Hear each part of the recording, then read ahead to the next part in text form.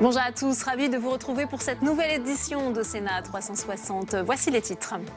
Record de candidats pour les sénatoriales. Ils sont 1971 à se présenter lors de ce scrutin qui doit renouveler la moitié des sièges. Quel est leur profil? Pourquoi sont-ils aussi nombreux? Quelles ambitions pour le parti majoritaire? Alors qu'un plan secret d'Emmanuel Macron pour le Sénat est évoqué, le débat est à suivre.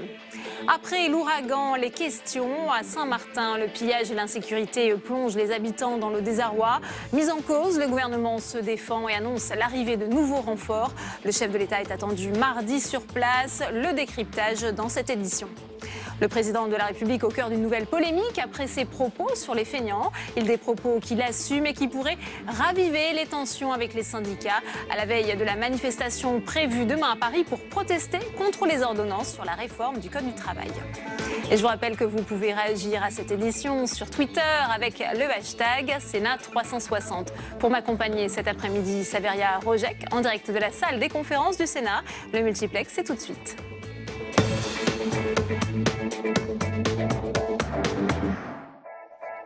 Mais avant de développer tous ces titres, je vous propose d'écouter Édouard Philippe, le Premier ministre qui vient de s'exprimer après la mise en cause des défaillances de l'État sur la gestion de l'ouragan Irma. On écoute tout de suite Édouard Philippe. Il tente de rassurer sur la crise sanitaire notamment que connaissent ces deux îles françaises dévastées par l'ouragan. Vous le savez, les hôpitaux de Saint-Martin et de Saint-Barthélemy ont beaucoup souffert des cyclones. Cependant, leurs capacités opérationnelles ont pu rapidement être rétablies. Un bloc opératoire et un bloc obstétrique fonctionnent notamment à l'hôpital de Saint-Martin.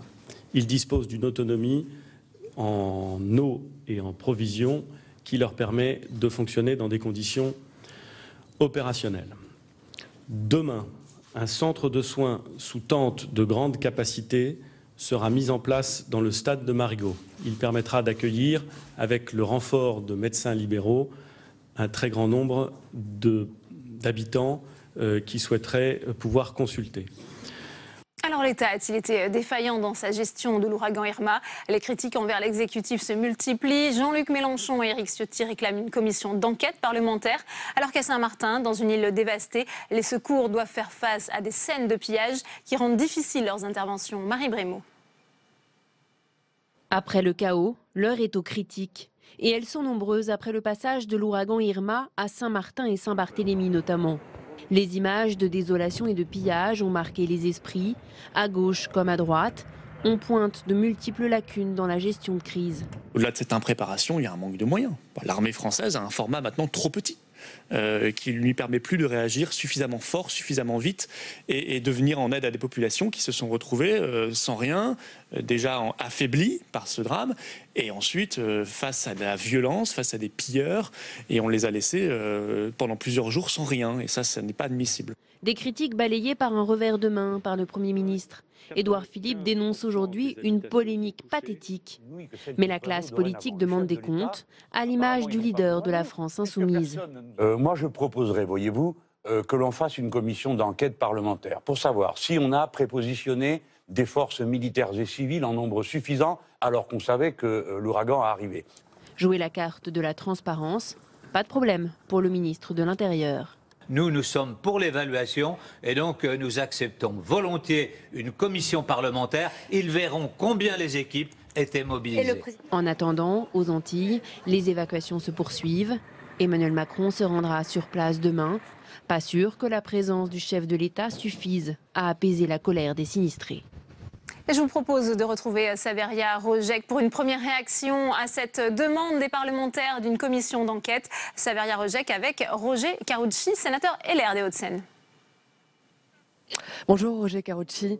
Après le passage, après l'ouragan Irma, l'opposition a demandé tout ce week-end la mise en place d'une commission d'enquête parlementaire. Le gouvernement est accusé de défaillance d'impéritie. Est-ce que vous êtes d'accord? Est-ce que le gouvernement a failli? Écoutez, il faut le vérifier. Moi, ce que je constate, c'est qu'à Cuba, en Floride, le gouvernement, les autorités ont prévu soit des évacuations, soit la mise en place de dispositifs militaires ou policiers de sécurisation. On ne l'a pas fait à Saint-Martin. On s'est contenté d'une alerte ouragan. Pourquoi n'a-t-on pas prépositionné des effectifs de gendarmerie qui auraient pu arriver sur l'île 48 heures avant? On ne l'a pas fait. Alors, moi je ne dis pas qu'il y a défaillance ou pas, il faut le vérifier. Ce que je constate, c'est que les responsables locaux, municipaux et politiques ont dénoncé eux-mêmes le fait qu'ils n'avaient aucune info, qu'il n'y avait aucun lien avec la préfecture, qu'on n'a pas vu d'autorité de l'État sur l'île pendant 24 heures. Alors, il y a bien eu un problème. Je veux dire, pendant des heures, les heures les pires, on affirme localement qu'il n'y avait aucune autorité nulle part. Au moment où nous parlons, il y a aujourd'hui un peu plus de 1000 agents de l'État sur place. Bien sûr, 1000 agents. Bien sûr. Édouard Philippe, le Premier ministre, a parlé ce matin de polémique ridicule, polémique pathétique. Quand on est en tort, on est en difficulté. Moi, je ne dis pas que le gouvernement a failli ou pas. Je dis qu'il y a forcément, au moins, j'imagine, une enquête administrative pour savoir ce qui s'est passé. Quand on apprend que, visiblement, l'équipe de la préfecture était dans une espèce de bunker totalement isolé, sans même moyen de communication avec le reste de l'île, il y a une responsabilité de l'État. Donc, qu'il y ait au moins une enquête administrative. Si l'enquête administrative dit non, tout va bien, tout est merveilleux, on verra bien. Mais moi, je pense qu'effectivement, la vision qu'ont eu les responsables locaux, je ne dis pas les politiques nationaux, de dire on a été assez laissés seuls, il n'y a pas eu de prépositionnement de forces de sécurité, d'où les pillages d'ailleurs. Est-ce que selon vous, on aurait dû évacuer les populations? C'est évident qu'on aurait dû au moins mettre en sécurité les populations étant dans des habitations les plus fragiles. C'est une évidence. Enfin, on savait que c'était un ouragan de force 5, que c'était une première, on savait qu'il allait être terrible. Il n'y a pas eu d'évacuation, c'est quand même... bon, voilà. Avec Ciotti dit l'État n'assume pas son rôle. Pour vous, il y a vraiment eu défaut d'anticipation? D'après ce que disent les responsables locaux, oui. Alors si il y a une enquête administrative et qu'elle prouve que finalement les mesures avaient été prises et que ça ne s'est pas passé aussi facilement, très bien. Mais si ce n'est pas le cas, il faut bien dire ce que... C'est même pas tellement d'ailleurs pour critiquer ou attaquer le gouvernement. C'est pour se dire, au moins, tirons expérience de ce qui vient de se passer et que cela ne se reproduise plus comme ça. Annick Girardin, la ministre, dit choisir d'abord, avant tout, elle ne s'en cache pas, le secours avant la sécurité. C'est une erreur? Le secours avant la sécurité, je ne sais pas ce que ça veut dire. Il eût mieux valu la sécurité pour éviter les secours. Quand Annick Girardin dit elle-même que devant elle, lorsqu'elle était sur l'île, des pillages avaient lieu, ça veut bien dire qu'il n'y avait pas de force de sécurité suffisante. Alors aujourd'hui, c'est plus le cas, bien sûr. Enfin, c'est au moment des faits qu'il faut regarder quelle était la situation. Emmanuel Macron, le chef de l'État, part tout à l'heure. Il est attendu demain matin. Ça, c'est bien. J'ai vu qu'il partait avec plusieurs ministres, dont le ministre de l'Éducation, puisqu'effectivement, les écoles ont été ravagées comme le reste. Ça, c'est plutôt une bonne chose que le chef de l'État y aille. Oui. Très bien. Merci beaucoup. Merci Roger Karoutchi d'avoir répondu à nos questions. Merci. Merci à vous, Saveria. On en vient à présent à notre page spéciale sénatoriale du 24 septembre. 171 sièges sont concernés par le renouvellement. Alors avant de débattre des enjeux politiques de ces élections, on voit tout de suite leurs spécificités avec Jordan Klein et Loïs Grégoire. Après la présidentielle et les législatives, place maintenant au sénatorial. Le 24 septembre prochain, la moitié des sièges des sénateurs est renouvelable, soit 171 sièges sur 348. Les sénateurs sont élus pour un mandat de 6 ans au suffrage universel indirect. C'est une élection singulière car plus de 76 000 grands électeurs sont appelés aux urnes. Ils sont composés majoritairement de conseillers municipaux, mais aussi de députés, sénateurs, conseillers régionaux et départementaux. Depuis 2011, le Sénat est renouvelé par moitié. Le nombre de sénateurs élus dans chaque département varie en fonction du nombre d'habitants. Ils sont élus au scrutin majoritaire à 2 tours ou au scrutin proportionnel. 38 départements métropolitains et 6 d'outre-mer sont concernés cette année. 6 groupes politiques constituent le paysage de la Haute Assemblée et avec 143 sièges, la droite est majoritaire.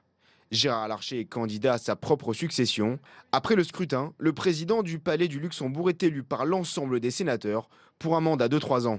L'élection du président de la Haute Assemblée est fixée au lundi 2 octobre. Et on va continuer à parler de ces élections sénatoriales avec vous, Tam Trani. Bonjour. Alors, je le disais en titre, on assiste cette année à un record de candidatures.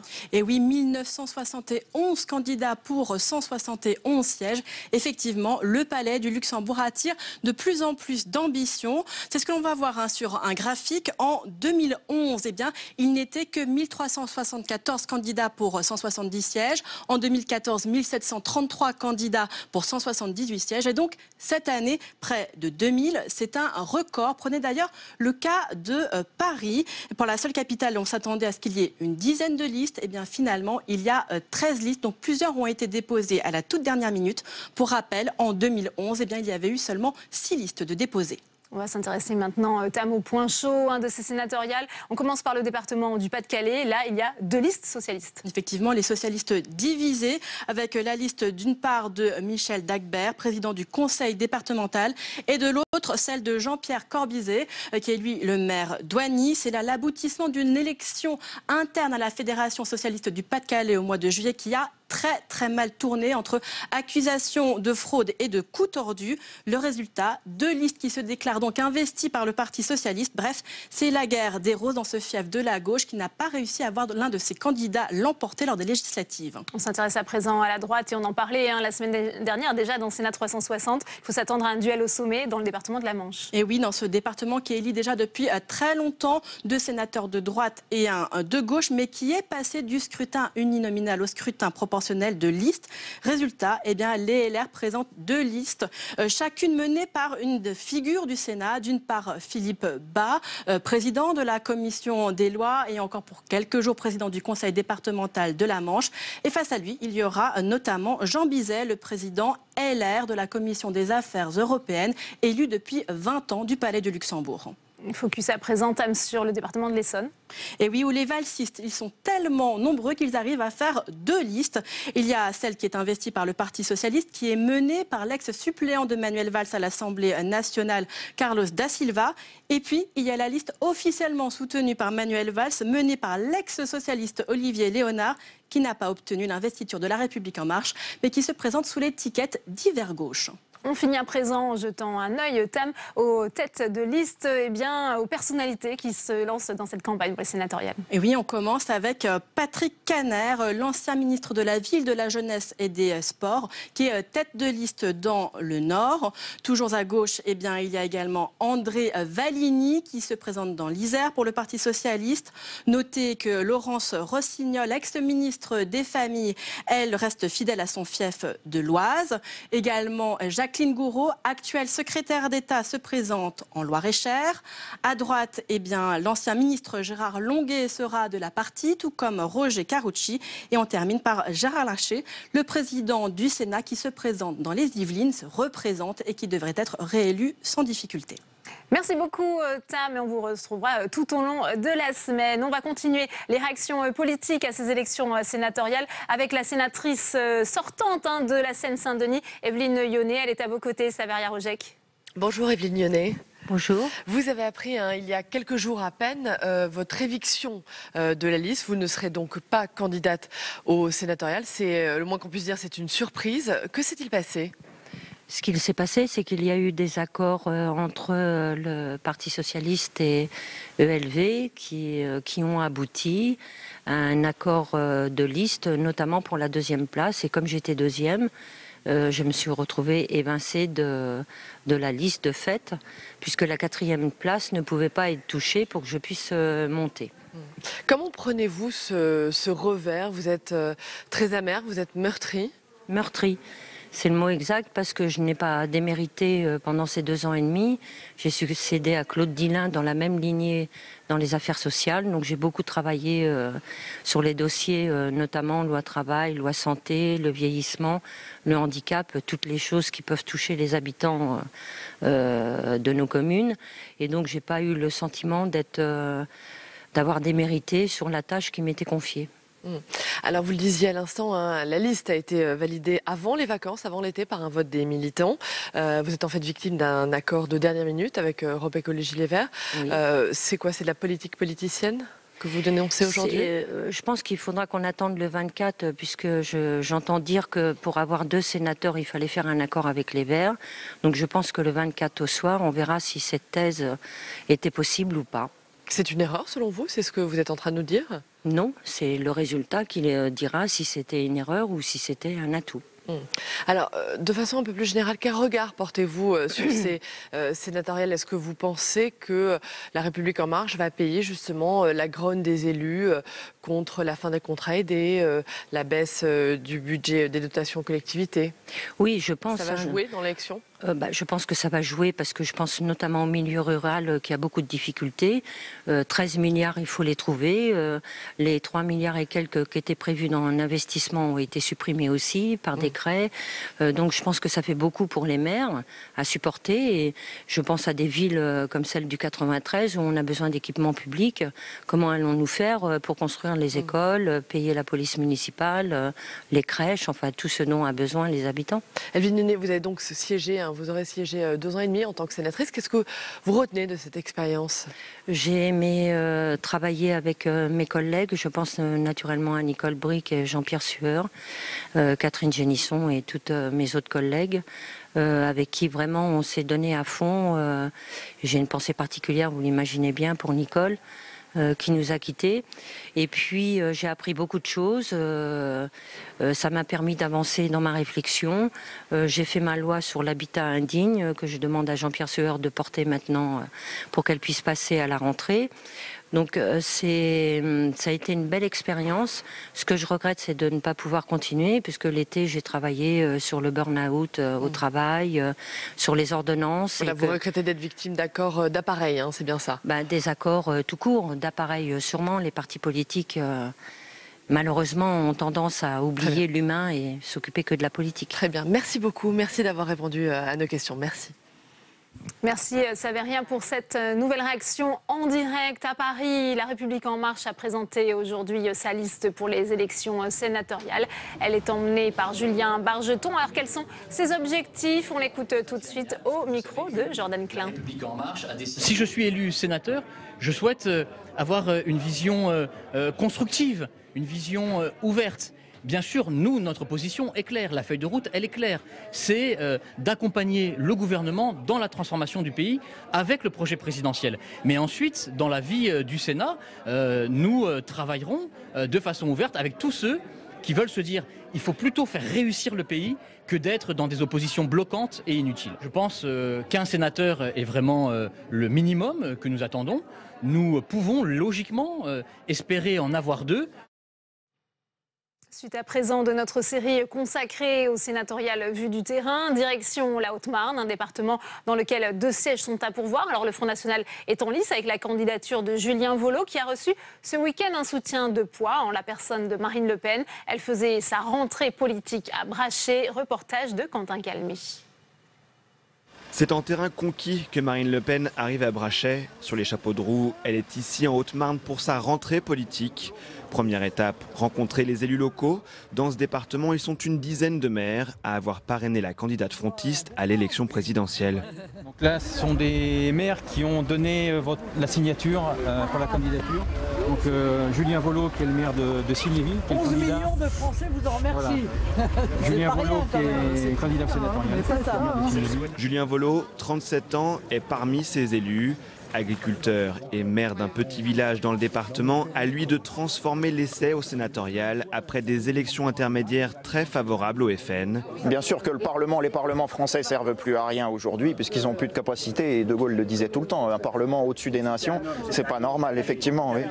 Il mène campagne pour dénoncer les dernières réformes territoriales dans la droite lignée du discours de Marine Le Pen pendant la campagne présidentielle. Les maires n'ont l'impression d'être là plus que pour faire de la représentation. Le rôle du maire, je le vois autrement, Il faut que les décisions partent de la base. Le maire doit avoir un rôle décisionnel. À Brachet, Marine Le Pen est venue lancer la reconstruction de son parti. 45 minutes de discours sous le tonnerre et les averses. Retour sur les fondamentaux, immigration, sécurité et dénonciation du macronisme. Il y a un vrai débat pour les sénatoriales, hein, parce qu'il y a vraiment un projet de disparition des communes. Il y a un projet de disparition même des départements, en réalité à terme. Marine Le Pen qui reste floue sur l'objectif de son parti pour cette élection, et pour cause. Signe que le FN est en mauvais état, il pourrait n'engranger que quelques nouveaux sièges le soir du 24 septembre.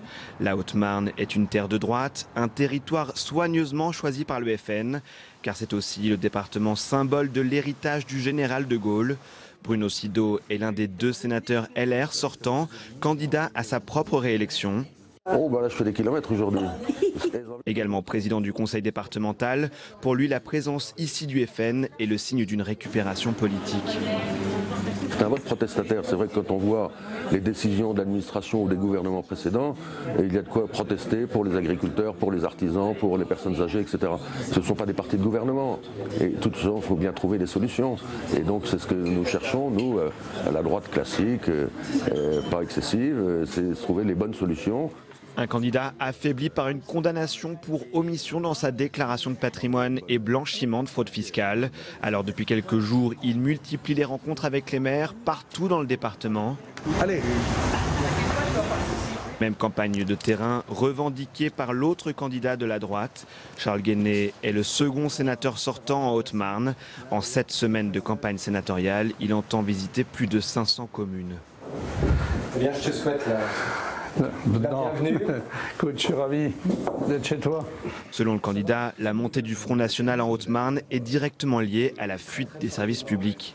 J'expose en général aux grands électeurs et ils reçoivent assez bien l'idée qu'on a probablement eu un coup de balancier qui a mis beaucoup de sang neuf à l'Assemblée nationale, et à la limite c'est peut-être un bien, on le verra, on verra par la suite, mais qu'il est nécessaire que le Sénat soit là pour, quelque part, avec un peu d'expérience pour contrebalancer ces effets. 2 sénateurs LR qui partent favoris en Haute-Marne. À quelques kilomètres au nord du département, la candidate socialiste mène campagne au Forum des associations de Saint-Dizier. Merci pour votre soutien. Je compte sur toi aussi, bien entendu. Je pense qu'il faut être réaliste. Le Parti socialiste n'est pas en tête à l'heure actuelle, mais j'espère que de par mes compétences et de par la reconnaissance qu'ont mes collègues de moi-même, faire un score plus qu'honorable. Nouvelle organisation territoriale, inquiétude montante des élus concernant leurs ressources financières. En Haute-Marne, la campagne bat son plein avec pas moins de 10 candidats au total. À eux de convaincre les 810 grands électeurs appelés aux urnes le 24 septembre. Voilà, et pour être tout à fait complet, on voit tout de suite la liste de tous les candidats au sénatorial dans ce département de la Haute-Marne. Quentin Calmet nous a rejoint sur ce plateau. Bonjour Quentin. Bonjour, alors Delphine. vous venez de Haute-Marne. On a vu cette campagne difficile pour le candidat du Front National. Quels sont les pronostics pour le parti frontiste pour les prochaines élections sénatoriales? Eh bien, souvenez-vous de l'entrée en fanfare de 2 sénateurs au Sénat. C'était il y a 3 ans, lors des dernières élections sénatoriales. David Racheline devenait même le Benjamin de la Haute Assemblée à seulement 26 ans. Il était avec le maire du 7e secteur de Marseille, Stéphane Ravier, l'un des 2 sénateurs FN qui entrait ce jour-là au Sénat. 3 ans plus tard, eh bien, le Front National affiche des ambitions que l'on peut qualifier de très modestes pour le scrutin du 24 septembre. Le parti pourrait remporter 2 ou 3 sièges, ce qui serait même déjà une très bonne performance, de l'aveu même des cadres du FN contactés par publicsénat.fr. Oui. Pourquoi le Front National ne parvient-il pas à faire élire davantage de sénateurs? Eh bien Delphine, c'est vrai qu'avec des élections intermédiaires très favorables, que ce soit au municipal ou au régional, on pourrait s'attendre à de meilleurs pronostics. Mais regardez ces chiffres.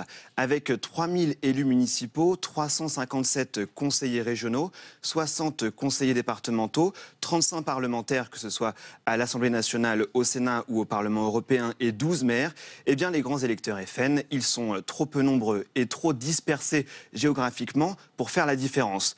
Notons d'ailleurs que cette série de départements renouvelables eh bien, elle n'est pas particulièrement favorable au Front National. L'Île-de-France, l'ouest de la France et le sud-ouest, eh bien, ce sont des départements avec peu de bastions FN. Tous les espoirs se tournent donc vers l'Oise et le Nord, ainsi que le Pas-de-Calais. C'est là que résident les meilleures chances pour le Front National de faire élire des sénateurs le 24 septembre. Merci beaucoup, Quentin, pour votre analyse. On va voir à présent les enjeux politiques de ce scrutin avec mes invités dans le premier débat.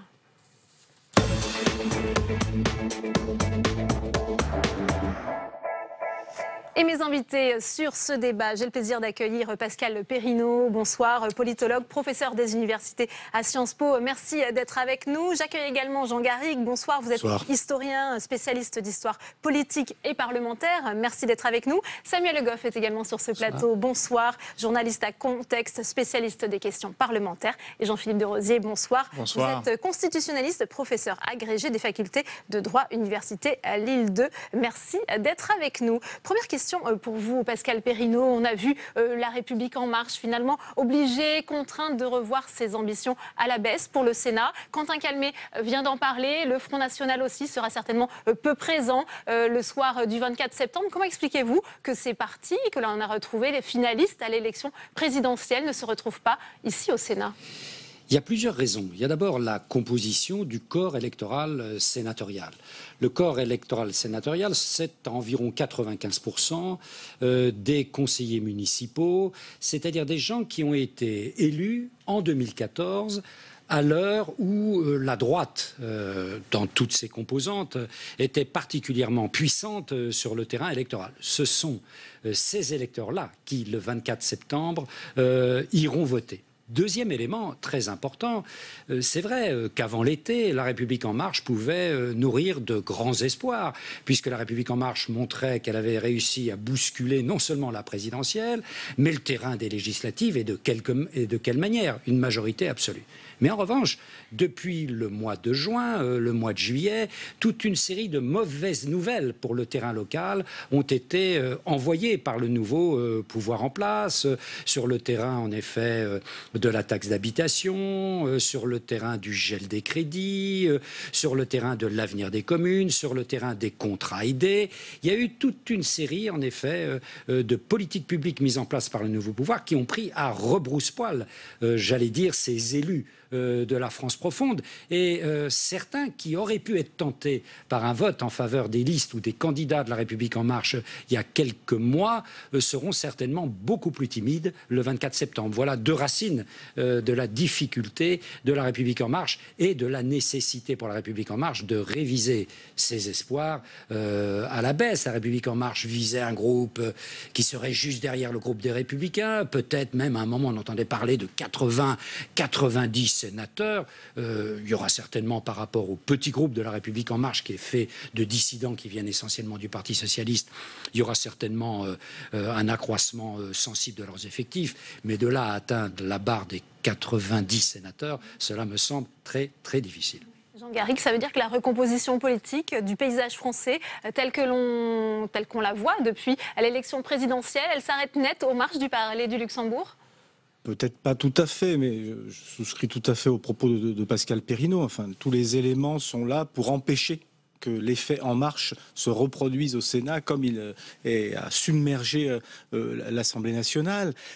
Ce à quoi on peut ajouter, j'allais dire, la sensibilité même historique du Sénat qui a toujours tempéré les mouvements de balanciers électoraux. Chaque fois qu'une majorité, un flux majoritaire arrivait, en général de droite, mais quelquefois de gauche aussi, eh bien le Sénat se tenait comme ça dans l'expectative, dans la modération, parce que ça fait aussi partie de la sensibilité du Sénat. Et c'est vrai que l'un des espoirs de La République En Marche, c'était éventuellement de trouver des alliances ensuite, une fois qu'un groupe un peu plus important, dépassant les 30 d'aujourd'hui, se serait constitué, de trouver des alliances avec le groupe UDI-MODEM ou avec les RDS, enfin le groupe des radicaux, radicaux, en fait, le centre droit et le centre gauche, en réalité. Et on voit qu'aujourd'hui, vraisemblablement, En Marche ne réussira pas à être suffisamment important pour que cette alliance puisse peser véritablement. En revanche, là encore, la sensibilité des sénateurs, le tropisme de la négociation, du consensus, de l'alliance, de la modération, peut faire que, à l'intérieur du Sénat, En Marche puisse trouver des majorités d'idées, des majorités contextuelles pour précisément peser un peu plus. Samuel Le Goff, c'est ce sur quoi mise Emmanuel Macron. On nous dit qu'il aurait un plan caché justement après les sénatoriales pour le Sénat, pour voir justement peut-être la constitution d'un intergroupe. Ça a été évoqué par le chef de file de La République En Marche ici au Sénat, François Patriat. Oui, alors, il y aura effectivement des recompositions au sein même des groupes, mais l'enjeu d'un groupe En Marche au Sénat n'est pas si important que ça, puisque contrairement à l'Assemblée, il n'y a pas de vote absolument de confiance au Sénat. Et surtout, il peut trouver des sénateurs sensibles à ces voix au sein du groupe RDSE, au sein du groupe centriste. Bon, s'il y a un groupe LR constructif qui se crée, pareillement. Et le vrai enjeu pour Emmanuel Macron, c'est quand même les 3/5 au Congrès. Aura-t-il suffisamment de sénateurs compatibles ou suffisamment sensibles au projet qu'il porte pour les faire passer au Congrès? Ensuite, effectivement, on peut gouverner sans le Sénat. Et on peut aussi trouver des accords au coup par coup. Enfin, Gérard Larcher avait bien montré lors de son discours, lors des assises des collectivités locales, qu'il y avait un certain nombre de sujets qui importaient aux sénateurs et que si Emmanuel Macron faisait des gestes, notamment, j'ai entendu, sur la loi SRU, sur les contraintes de logement, sur les contraintes de normes, ils étaient prêts à entendre. Et là, la prochaine loi qui arrive, c'est quand même une loi de simplification qui s'annonce assez forte sur le logement, sur les simplifications administratives. Donc, il y a des messages qui ont été envoyés, des messages reçus, mais ça passe pas par le grand public. C'est des messages un peu codés qui sont envoyés aux grands électeurs, aux élus locaux, et ensuite on verra avec le Sénat tel qu'il sera composé. C'est un peu ça, je pense, l'objectif. Jean-Philippe de Rosier, c'est vrai que l'enjeu pour Emmanuel Macron, c'est cette majorité des 3/5. Alors est-ce que vous pensez qu'il pourra l'avoir en vue du renouvellement du Sénat qui se profile? Alors à lui seul, non. La République En Marche ne disposera pas de la majorité des 3/5 en cumulant les 312 députés de l'Assemblée nationale et le nombre, même si ça devait être 90, mais ce serait extraordinaire, de sénateurs pour obtenir les 3/5. Après, effectivement, il y a les alliés, il y a le groupe Modem à l'Assemblée, il y a les Républicains constructifs à l'Assemblée, il y a le RDSE ici, à voir comment est-ce qu'il va y arriver. Moi, je reste quand même assez réservé sur tous ces pronostics. Je ne dis pas qu'ils ont raison, je ne dis pas qu'ils se trompent. 90, ça me semble extraordinaire. Mais même dans les pronostics plus bas, attendons quand même de voir. Parce que comme l'ont très justement dit, je souscris à peu près à tout ce qui a été dit par les autres invités de ce plateau avant moi, le Sénat présente parfois des surprises. Ça a toujours été une chambre d'opposition, que ce soit un gouvernement de droite ou un gouvernement de gauche. Le tempérament du Sénat est historique. Il a toujours été là d'ailleurs pour cela, même lorsque la droite était au pouvoir et que le Sénat était majoritairement à droite, le gouvernement devait toujours composer avec les opinions du Sénat. Idem pour la petite parenthèse de gauche. Et à cela s'ajoute le fait que voilà, ce n'est pas une chambre qui est directement élue par le peuple, contrairement au président, contrairement aux députés, et que en plus, il se renouvelle par moitié tous les 3 ans. Donc tout cela fait que les changements existent au Sénat. Vous disiez tout à l'heure, est-ce que le renouvellement s'arrête à la porte du Sénat? Non, mais il est beaucoup plus progressif qu'il ne peut se produire dans les autres instances, et c'est voulu. Ce n'est pas là un problème, c'est voulu. On veut une chambre qui tempère et qui effectivement renouvelle progressivement là où d'autres se renouvelleront plus spontanément. Pascal Perrineau, Jean-Philippe de Rosier évoquait le Sénat comme une chambre d'opposition. Est-ce que ce sera une chambre d'opposition constructive, pour reprendre les mots de Gérard Larcher, ou est-ce que certains vont peut-être avoir cette tentation de se servir du Sénat comme un laboratoire pour l'alternance en vue des prochaines échéances électorales? Je crois que ça sera plus la tendance d'une opposition constructive, comme c'est souvent le cas d'ailleurs au Sénat. Lorsqu'il est dans une opposition, il n'est pas dans une opposition, sauf crise majeure du type 1962. Il n'est pas dans une opposition qui serait une opposition qui serve par exemple de laboratoire à une alternative. Et puis, vous savez, laboratoire à une alternative, il faudrait que la droite soit en état de construire cette alternative. Elle en est loin, jusqu'au cœur du Sénat. On va peut-être peut-être avoir, on l'évoquait tout à l'heure, au sein du groupe très majoritaire aujourd'hui des Républicains, un groupe constructif. On verra ce qu'il en est au lendemain du 24 septembre qui se crée. Ce groupe constructif entamera la position dominante des Républicains. Mais je crois que si en effet le Sénat reste dans l'opposition, ça sera, comme l'appelle de ses voeux d'ailleurs le président de l'Assemblée, ça sera une opposition constructive dans la tradition sénatoriale. Jean Garrigue, sur ce point, sur les conséquences sur le travail parlementaire, si on a un groupe, les Républicains, renforcé, même s'il y a effectivement cette possible création d'un groupe LR constructif ici au Sénat. Bon, là encore, je suis évidemment tout à fait d'accord avec ce que vient de dire Pascal Perrineau. Il est du tempérament du Sénat, justement, même s'il est dans une posture d'opposition, s'il est dans une situation d'opposition, d'être toujours dans la construction d'une négociation, d'un consensus et d'aller au fond très souvent vers le centre. Et c'est aussi le tempérament de son président, Gérard Larcher, dont on peut penser raisonnablement qu'il sera réélu à la suite de ces élections et qui va pousser dans ce sens. Maintenant, c'est vrai qu'il peut y avoir, mais on le voit bien d'ailleurs au sein des Républicains, des tendances, des courants. On voit aujourd'hui que Bruno Retailleau envisage de prendre la tête du groupe des Républicains au Sénat. On voit donc qu'il y a un enjeu politique très important et de ce rapport de force entre les courants au sein des Républicains va découler aussi une ligne. Et une gradation dans la construction ou dans l'opposition. Mais je vois plutôt dans cet espace-là, cette opposition, mais qui ne sera pas une opposition frontale de toute manière, et donc plutôt constructive. Il faut voir aussi, et c'est le dernier point que je voulais souligner, à quel point dans les différents départements qui sont concernés, de IAP, je crois, la droite, les Républicains sont divisés. C'est-à-dire que vous avez dans les Hauts-de-Seine, je crois, 4 listes des Républicains face à Roger Carucci, 4 candidats dissidents, enfin 4 listes dissidentes. Et c'est pareil à Paris, vous avez 3 listes qui se disputent. Donc là, on voit bien à la fois l'état de difficulté, c'est le moins qu'on puisse dire, des Républicains, donc une fragilité pour eux. Donc à partir de cette fragilité, la difficulté à s'opposer frontalement. Samuel Le Goff, sur ce point, sur les ambitions ici de la droite sénatoriale. Est-ce qu'il y a une tentation pour Emmanuel Macron, peut-être de manœuvrer en coulisses et de faire imploser ce groupe LR, selon vous ?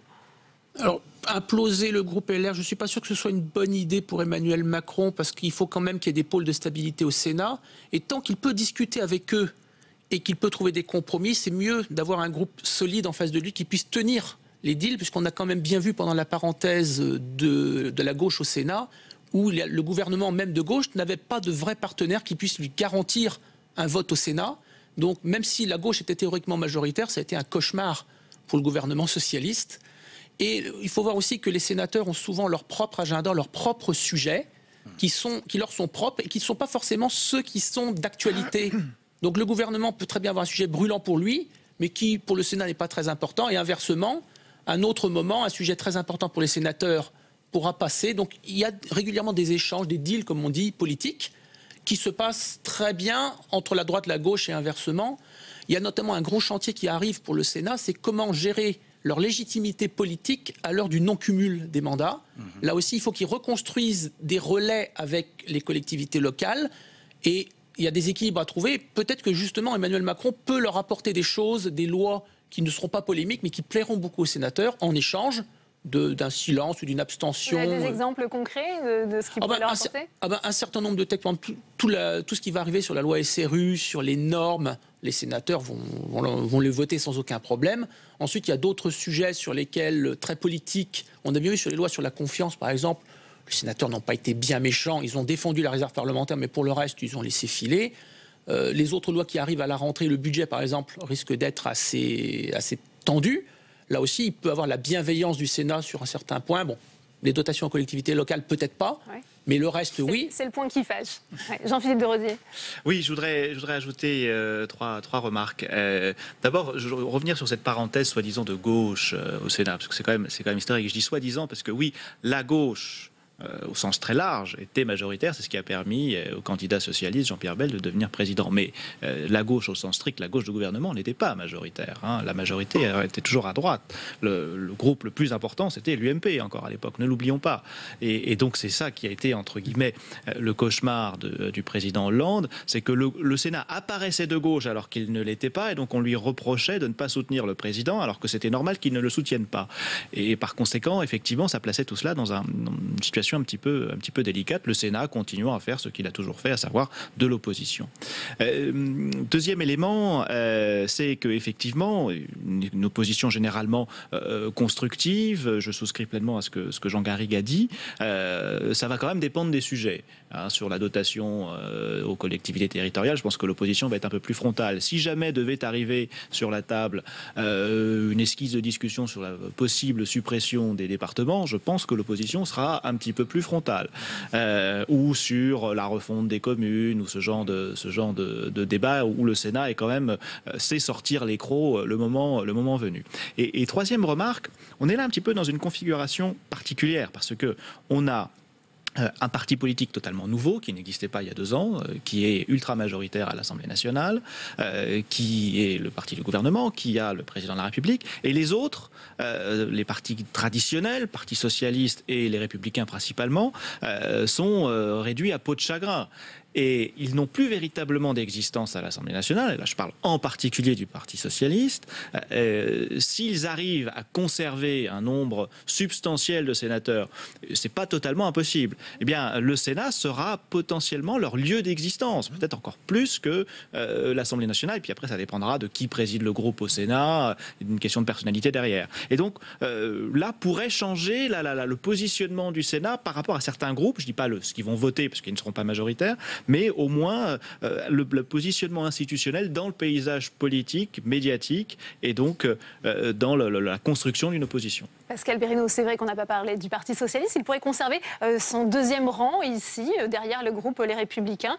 C'est cette place qui va être disputée avec La République En Marche. Oui, c'est pour ça. Ça aurait dû rendre d'ailleurs le Parti socialiste prudent dans certains territoires où il a des chances et où il les dilapide en partant avec des listes qui sont des listes concurrentes.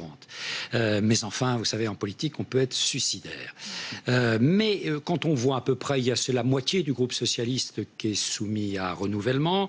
Le groupe est un groupe de 86 sièges derrière les Républicains, c'est conséquent. Et on peut estimer, étant donné la bonne résistance relative des socialistes au municipal de 2014 dans certains départements, qu'il aura une capacité à placer un nombre significatif de sénateurs. Et comme cela vient d'être dit, le paradoxe, c'est que pour la première fois dans l'histoire de la Ve République, ce parti de gouvernement, qui a été le Parti socialiste, qui est presque en voie de disparition parfois à l'Assemblée nationale, eh bien, ce Parti socialiste aura peut-être comme bastion, comme ancrage et comme tribune le Sénat et les sénateurs socialistes. Vous êtes d'accord, Jean Garrigue, avec cette analyse ? Cette assemblée dont Lionel Jospin disait qu'elle était une anomalie de l'histoire. Alors, il parlait surtout une anomalie démocratique. Il partait surtout du mode de scrutin, mais, qui d'ailleurs se rapproche aujourd'hui beaucoup du scrutin proportionnel qu'appelait de ses voeux Lionel Jospin. Bon, c'est vrai que ça va devenir la principale tribune du Parti socialiste, étant donné qu'aujourd'hui, Jean-Luc Mélenchon à l'Assemblée nationale, la France insoumise monopolise, capte tous les feux de l'actualité, avec au fond un groupe qui est tout à fait réduit et qui ne pèse pas politiquement du tout ce que pèsent les autres oppositions. C'est vrai que pour les socialistes, c'est presque une aubaine que d'avoir cette sensibilité conservatrice, c'est-à-dire au sens de je conserve les temps, qui va certainement permettre à des sortants socialistes d'être réélus et puis préserver les positions. Mais de la même manière, pour les Républicains, il est vraisemblable aussi qu'ils sortent renforcés par cette élection. Donc ce sera un peu un paradoxe de voir que le Sénat préservera comme ça les positions des partis qui ont perdu le terrain à l'Assemblée nationale. Et surtout, dans l'histoire du Parti socialiste, vous savez, le Sénat, ça n'a jamais été leur tasse de thé. Et là, voilà, c'est là qu'ils trouveront leur force. Jean-Philippe Desrosiers. Oui, je voulais rebondir brièvement sur cette anomalie démocratique qu'avait décrite Lionel Jospin en son temps. Le Sénat, dans le paysage institutionnel de la Ve République et même auparavant, apportait justement cet équilibre par le tempérament d'une chambre d'opposition constructive. Mais il présente, à mon sens, toujours une certaine anomalie démocratique dans son mode de scrutin, quand bien même il a été réformé, avec cette surreprésentation des communes. Pascal Perrineau l'a rappelé tout à l'heure à juste titre, 95% du collège électoral sont des délégués municipaux, ce qui veut dire que les communes représentent 95% des sénateurs en réalité.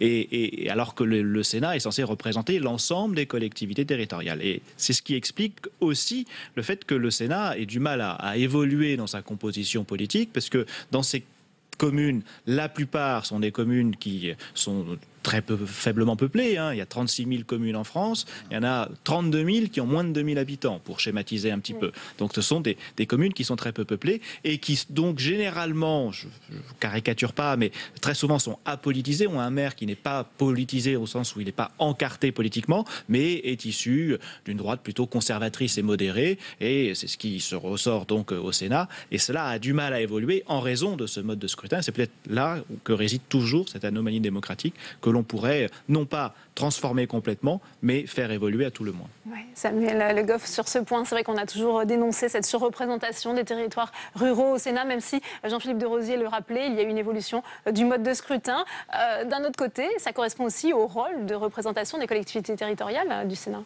Oui, enfin, il est vendu comme la représentation des territoires, ce qui peut être différent. De toute façon, il va falloir revoir complètement le modèle, puisque si on réduit le nombre de parlementaires, il va y avoir, s'il y a des regroupements entre plusieurs départements, certains départements ruraux vont se retrouver avec un sénateur pour 3 départements, je pense au centre de la France. C'est des choses qui ne passeront pas parce que le sénateur aura un territoire trop large à couvrir.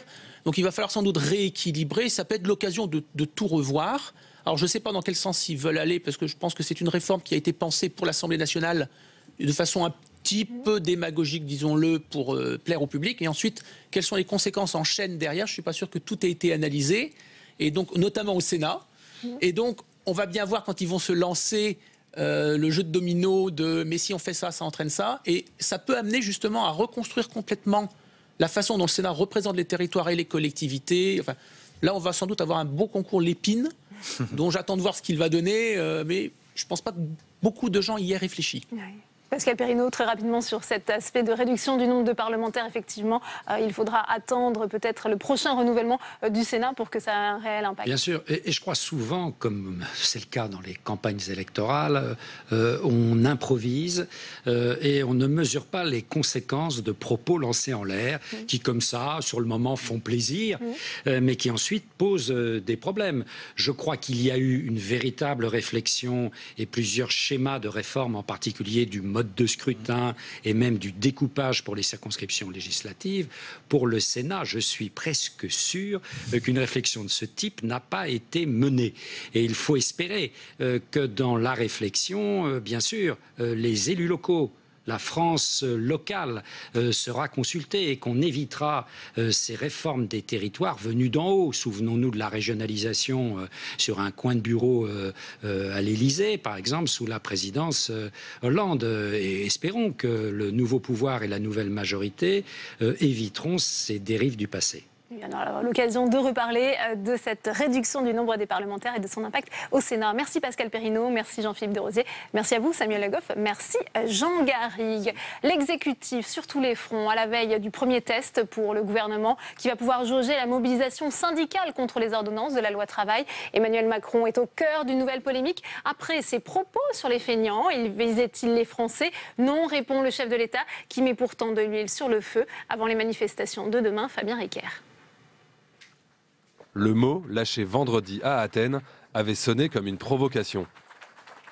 Et je ne céderai rien, ni aux fainéants, ni aux cyniques, ni aux extrêmes.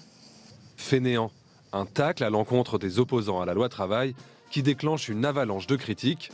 Ce week-end, le porte-parole du gouvernement tentait comme il pouvait d'éteindre l'incendie. Il a parlé des 30 dernières années. François Hollande, Nicolas Sarkozy, Jacques Chirac ont su réformer sur certains sujets, mais n'ont jamais été assez loin parce qu'il fallait un courage, il fallait prendre un risque. Donc c'est eux les rois fainéants. Vous les qualifiez comme vous voulez. Une interprétation des termes présidentiels qui ne convainc pas. Mais moi je dis que c'est un président immature. On ne parle pas comme cela. On ne parle pas comme cela, cynique. Qui va baisser l'impôt sur la fortune quand par ailleurs il augmente la CSG? Qui est cynique? À la veille de la première grande mobilisation contre la loi travail, loin de jouer l'apaisement, Emmanuel Macron assume. Vous regrettez l'emploi du mot fainéant? Absolument pas. Je ne l'ai pas fait avec l'esprit de polémique, mais on ne peut pas faire avancer notre pays si on ne dit pas les choses en vérité. Une stratégie risquée alors que le gouvernement s'apprête à passer l'épreuve de la rue. Demain, il scrutera attentivement l'ampleur de la mobilisation. Et on va tout de suite retrouver Saveria Rougec en direct de la salle des conférences du Sénat pour une nouvelle réaction à l'actualité politique. Vous êtes avec le sénateur communiste du Val-de-Marne, Christian Favier. Bonjour Christian Favier. Bonjour. Emmanuel Macron, on l'a vu, est encore d'une nouvelle polémique après ses propos sur les fainéants. Jean-Luc Mélenchon parle d'ailleurs à propos de la mobilisation de demain d'un défilé des fainéants.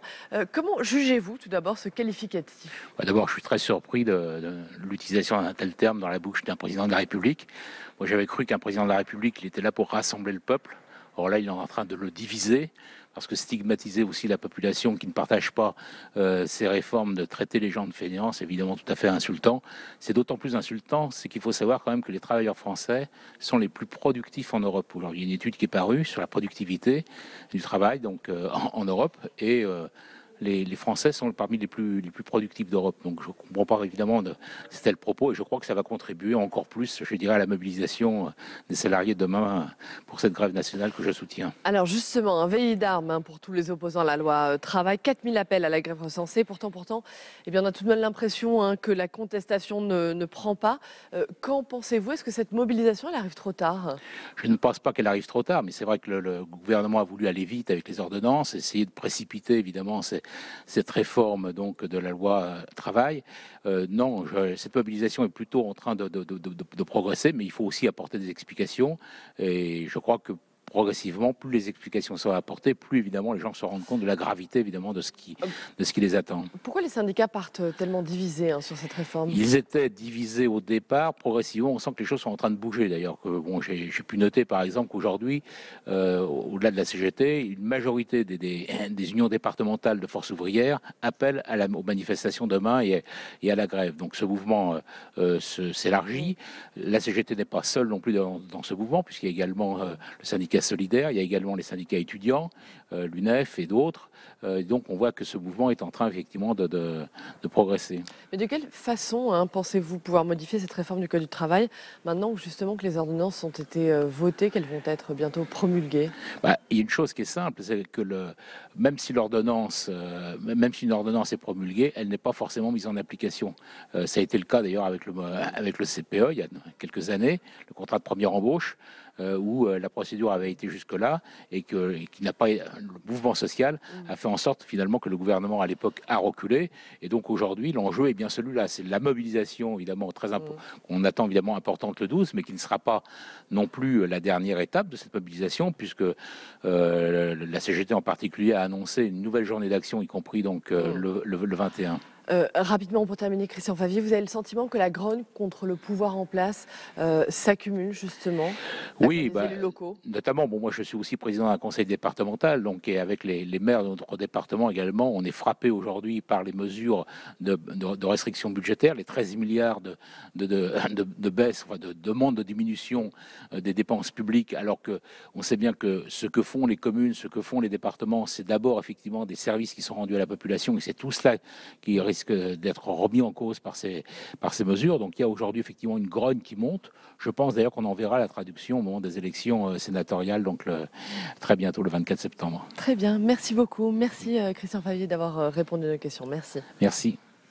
Merci à vous, Saverien. Alors, Jacques Isabello, expert en communication, est notre invité. Il répond aux questions de Tam Tranui. Le face-à-face, c'est tout de suite.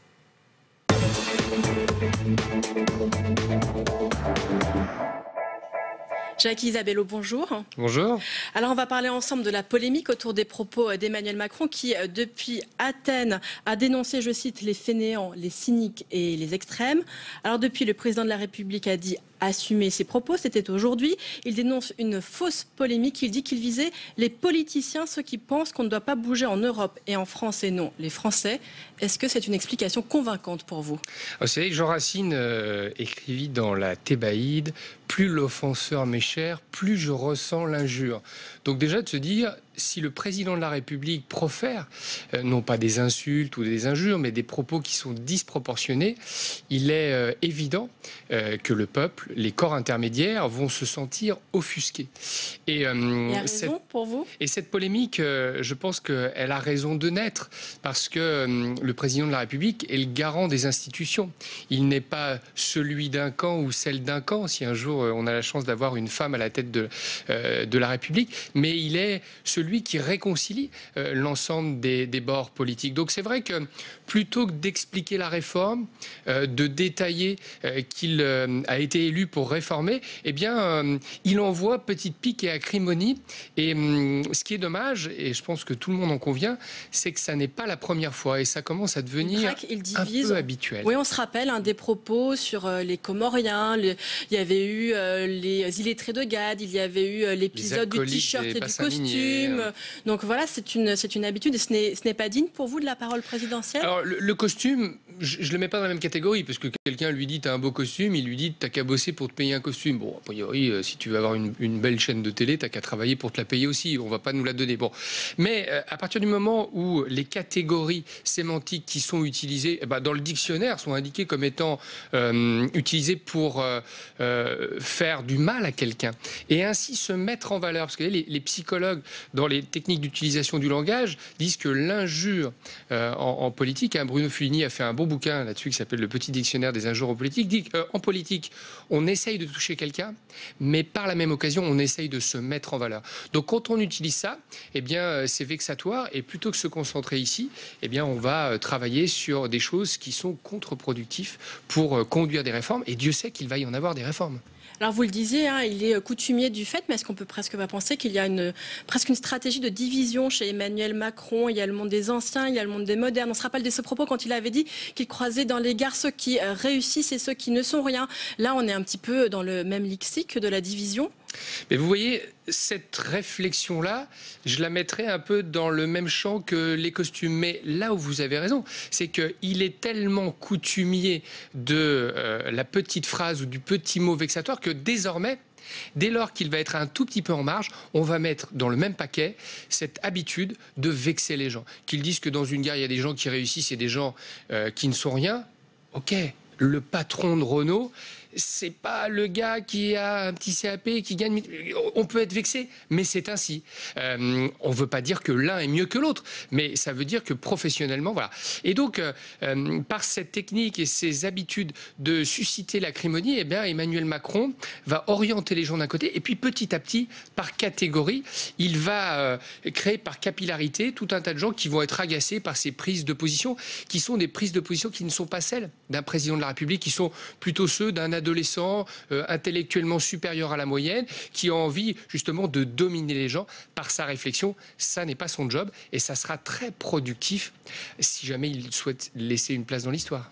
Est-ce que le problème, c'est que cela ne vient pas aussi renforcer l'impression qui se dégage de lui, certaines impressions négatives? Il y a eu un sondage BVA dans l'Obs qui a montré que les Français lui reprochent sa solitude, son autorité et son arrogance.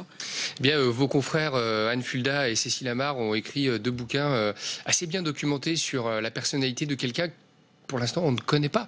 Il n'a jamais été élu, donc on ne peut pas avoir une électrice, un électeur qui va nous dire « Ah, moi, je l'ai connu jeune conseiller municipal et vous savez, c'est quelqu'un de très bien proche des gens. » On ne sait pas ce qu'il est. Et dans ces bouquins, eh bien, on souligne ce que vous dites là.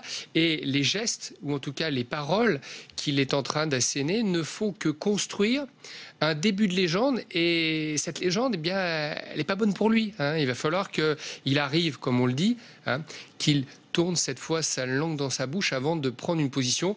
vous êtes intelligent, Monsieur le Président, vous êtes sans doute le meilleur d'entre nous, mais votre job est de réunir les Français, de simplifier les choses et de faire avancer le pays. Ces ordonnances, elles sont formidables, ces ordonnances. C'est dommage qu'on parle de ce petit mot plutôt que de détailler les trois structures, les trois niveaux de structure des ordonnances réformant le Code du travail, par exemple. En tout cas, rien qu'avec cette phrase, il a déjà violé un engagement, celui de ne pas commenter la politique nationale depuis l'étranger. Est-ce qu'il est en train de changer sa stratégie de communication? C'est juste une improvisation qui est partie dans le décor. Alors écoutez, très modestement, moi, vous avez la gentillesse de me présenter en spécialiste de la communication, mais ça fait un moment qu'on dit qu'il a trahi ces promesses-là. Rappelez-vous, lorsqu'il a dû faire une réaction au Vélo Club sur France 2 pendant le Tour de France, sur une polémique. Je veux dire, c'était pas à la hauteur de ce qu'il avait promis. Donc, toutes ces promesses-là, il les a transgressées, mais là-dessus, je pense qu'on peut être confiant. Il est en train de tâtonner parce que la communication des présidents de la République, elle est ubérisée par les chaînes d'information continue. On nous avait dit, si on a 2 ou 3, il y en aura trop. Eh ben, il y en a 5 ou 6 et les gens les adorent. Leur chaîne d'information en continu. Hein, on leur avait dit, non, le digital, ça ne va rien changer. Eh bien, le digital, ça ne permet pas de réutiliser les vieilles techniques de notre maître à tous, Jacques Pilan. Voilà. Donc, cette communication est ubérisée. Lui, il va apprendre, il grandit. Donc ça, c'est à peu près normal. Maintenant, tout le reste est assez déstabilisant et il faut qu'il revienne des choses beaucoup plus apaisées. Et en tout cas, c'est une polémique qui peut regonfler la contestation demain lors des manifestations qui sont organisées par les syndicats contre les ordonnances. On estimait que c'était un mouvement qui ne prenait pas, mais voilà, là, avec les mots du président de la République, il y a un nouveau mot d'ordre pour les manifestants. Moi qui ai eu la chance de travailler avec Jean-Pierre Raffarin, j'expliquais tout le temps que Jean-Pierre Raffarin, c'est un homme d'État parce qu'il n'a pas d'ego mal placé. Et pendant les 3 ans et demi d'exercice du pouvoir aux côtés du président Chirac, à aucun moment il ne s'est senti agressé par des gens qui font leur travail, c'est-à-dire la contestation. À l'inverse, Alain Juppé en 95, rappelez-vous, avait eu ce saut d'humeur. Il avait dit, mais moi, tant qu'il n'y aura pas 5 millions de personnes dans la rue, je ne reverrai pas forcément mes projets de réforme. On se rappelle des manifestations monstres de 95 qui ont suivi. Quand on est un homme d'État, qu'on passe dans les médias et qu'on laisse ce genre d'image s'instiller sur les chaînes de télé, mais désormais sur les réseaux sociaux, c'est une faute majeure. C'est une faute majeure. On oriente sur l'ombre alors qu'il faudrait orienter sur la proie les ordonnances réformant le Code du travail. Et oui, et d'autant plus qu'on l'a vu, il y a 2 manifestations organisées, l'une par Jean-Luc Mélenchon, l'autre par les syndicats. Et là, on voit que Philippe Martinez a dit qu'il y avait une effervescence, un très fort mécontentement qui va même au-delà de la loi travail. Là, en fait, il met même le ciment entre ces 2 manifestations avec ses propos. Tout à fait. Vous avez vu que M. Berger, le patron de la CFDT, qui jusque-là avait dit, voilà, bon, moi, je ne vais pas envoyer mes troupes dans la rue, fait des déclarations chaque jour. Je crois qu'il y a eu une dépêche encore cet après-midi indiquant qu'il n'allait pas se rendre aux manifestations. Mais voilà, si les gens veulent y aller et si les adhérents de la CFDT veulent y aller, eh bien c'est ce qu'ils risquent de faire. Ils risquent de cimenter, de créer des ponts entre des contestations qui sont pour l'instant indépendantes. Lorsqu'on rapproche des publics en communication, c'est une faute majeure. Il ne faut jamais faire ça. Et là, il est en train de faire ça avec des mots qui sont vexants.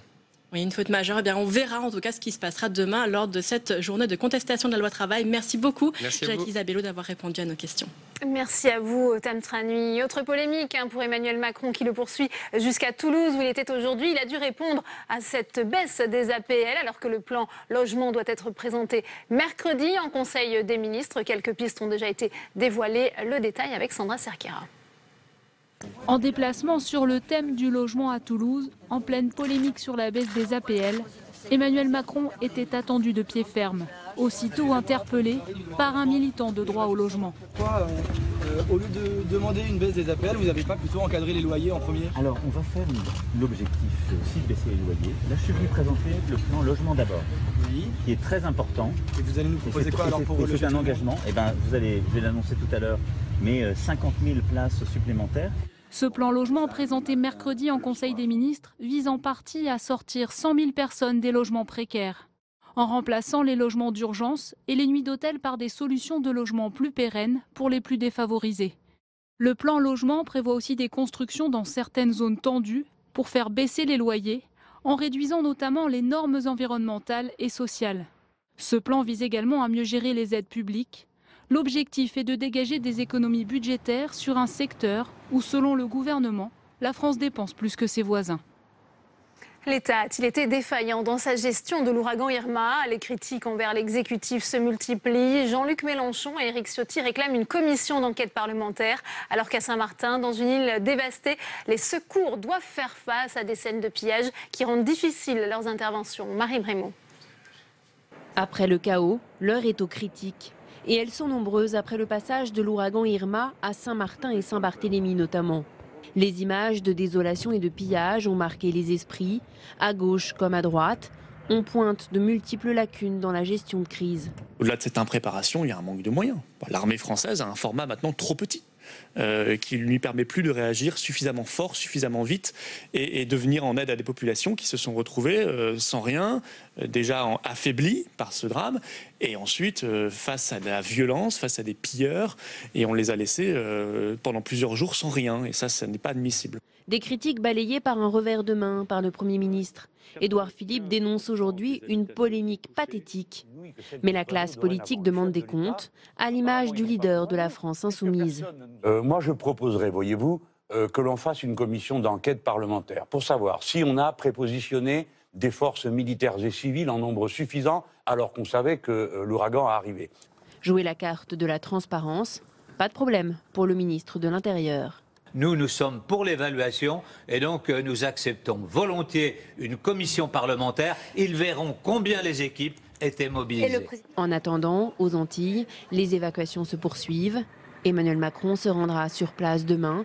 Pas sûr que la présence du chef de l'État suffise à apaiser la colère des sinistrés. Et nous sommes en ligne avec Michel Magras, sénateur Les Républicains de Saint-Barthélemy. Bonjour. Alors qu'est-ce qu'on peut dire aujourd'hui? Quelle est la situation sur place? Quelle est l'urgence encore à Saint-Barthélemy? Bon, bonjour à tous. Saint-Barthélemy, pour faire court, je vous dirais que nous avons une parfaite maîtrise de la situation actuelle.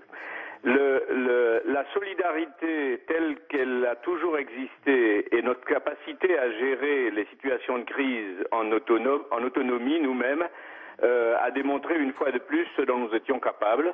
Aujourd'hui, cette solidarité a joué à plein. Toute la population s'est mise au travail. Il y a eu une coordination parfaite avec la création d'un centre opérationnel territorial qui a été mis en place très vite. Et vraiment, je crois que la seule crainte qui était la nôtre, c'est de manquer d'eau et de manquer de vivres. Et aujourd'hui que l'approvisionnement est ouvert avec la Guadeloupe et que les premiers bateaux sont arrivés, nous ne sommes pas les plus à plaindre dans les deux îles. Je le dis très sincèrement, je crois que l'île Saint-Martin est beaucoup plus à plaindre que nous. Justement, quelles sont les nouvelles qui vous parviennent de Saint-Martin? Où en est-on sur cette île voisine? Eh bien, en réalité, on a les mêmes nouvelles que vous, c'est-à-dire qu'il n'y a pas beaucoup de communication, donc on a été coupé du monde pendant longtemps. Aujourd'hui, tout se rétablit progressivement, donc on entend les mêmes nouvelles qui sont diffusées. J'en profite pour dire, et malheureusement, que certaines nouvelles qui ont été diffusées n'ont pas été très rigoureuses et pas très sincères par rapport à la réalité. Mais quoi qu'il en soit, nous avons vécu un phénomène d'une violence extrême. Et je ne suis pas en mesure de vous dire ce qu'il y a sur le territoire de Saint-Martin. Ce que je peux vous dire sur l'île de Saint-Barthélemy, c'est qu'il n'y a ni blessés ni morts qui n'aient été pris en compte. Toutes les urgences qu'il fallait évacuer ont été évacuées et vers les hôpitaux de la Guadeloupe, etc. Le vrai problème qui subsiste actuellement chez nous et qui n'est pas habituel mais qui devra être pris en compte, c'est les difficultés de traitement de l'impact psychologique d'un tel phénomène. Il y a beaucoup de gens qui sont totalement déboussolés et qui ont besoin d'une prise en charge et nous manquons effectivement là au niveau de l'ARS ou je ne sais pas des services de la santé, nous manquons de cette prise en charge parce que et encore faudra-t-il que les gens acceptent d'aller se confier, d'aller dire ce qu'ils ont à dire et disons évacuer un maximum. Il y a un début de polémique sur la défaillance de l'État dans la gestion de cette crise, de ce phénomène. Est-ce que vous êtes d'accord ? Écoutez, moi, je n'ai pas pour habitude de porter à chaud ce genre de critique. Ce que je peux vous dire, c'est que nous sommes quand même à 8000 kilomètres de la France. Bon, d'abord, je dirais que la préfète déléguée, dans toute la période précyclonique, a géré, je ne vois pas ce qu'on pourrait lui reprocher. elle a géré parfaitement l'avant-cyclone. Pendant le cyclone, les gens s'occupent chacun de sa propre sécurité. Alors après le cyclone, ce qu'on pourrait reprocher, c'est qu'effectivement, l'État français n'a peut-être pas pris la mesure réelle de la gravité de la situation et n'a pas anticipé sur les moyens à envoyer de manière à pouvoir les envoyer mais dans la foulée et avec la plus grande rapidité. Ça a tardé, mais on entend dire que Curaçao a mieux géré la partie néerlandaise de Saint-Martin, c'est sans doute vrai, mais Curaçao n'est pas à 8000 km. Mais l'État français devra, dans des phénomènes comme celui-là, où la météo est quand même de plus en plus précise et les prévisions sont de plus en plus exactes par rapport à ce qui était annoncé, on savait que c'était un phénomène d'une extrême violence, sans doute aurait-il fallu prépositionner des bateaux, des stocks, du personnel, de manière à l'envoyer très rapidement. Bon, la première mission de l'État, c'est d'assurer la sécurité des biens et des personnes et, bien entendu, de permettre à chaque citoyen de bénéficier de ses droits. Sur l'île de Saint-Barthélemy, nous n'avons pas eu de problème de violence. Les forces de l'ordre ont fait leur travail de manière assez exceptionnelle. Donc, est-ce que nous attendions plus de l'État ?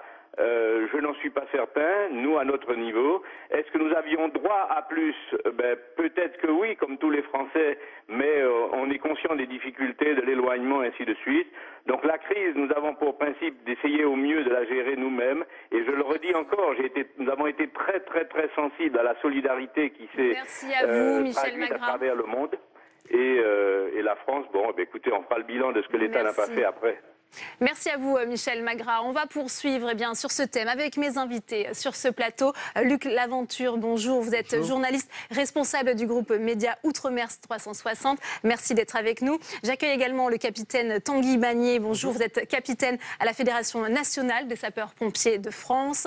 Également présent sur ce plateau, Hervé Le Treut, bonjour. Climatologue, vous êtes membre de l'Académie des sciences. Merci d'être avec nous. Arnaud Fraisse est également sur ce plateau. Bonsoir. Fondateur, président d'honneur de l'ONG Secouristes sans frontières. Et Laurent Vibert, bonsoir. Vous êtes expert en communication et gestion de crise, directeur de Nitidis. Première question pour vous, Luc Laventure, puisqu'on a entendu le sénateur Magras évoquer des troubles psychologiques, une nécessaire prise en charge des habitants sur place.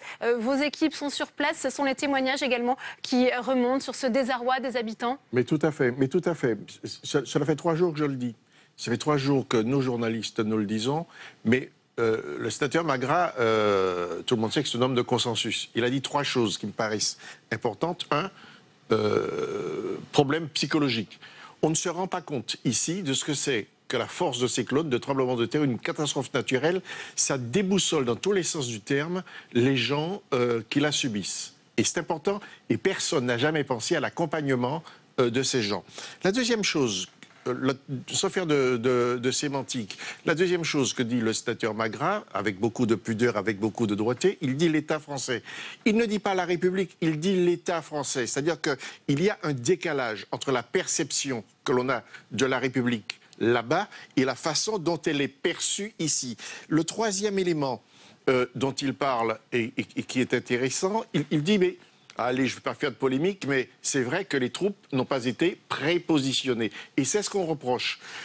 Ce qu'on reproche, c'est le système tel qu'il est. C'est-à-dire, il est pensé à Paris, il est pensé à partir de Paris, il n'est pas pensé en lien avec les ONG qui ont une expertise, et c'est une qualité des ONG françaises, elles ont une expertise internationale.